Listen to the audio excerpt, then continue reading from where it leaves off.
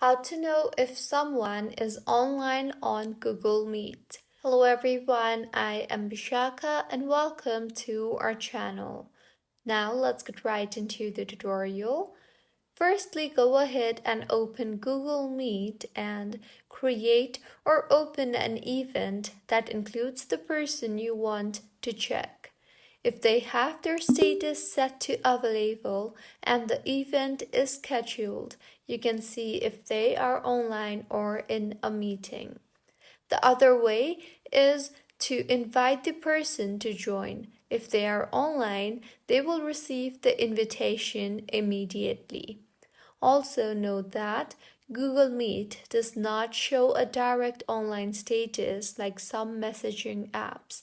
You may only know if someone is available if they respond to your meeting invite or join a call.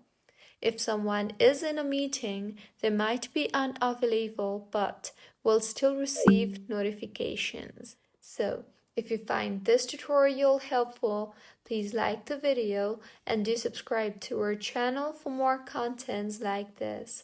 Thank you for staying with us until the end.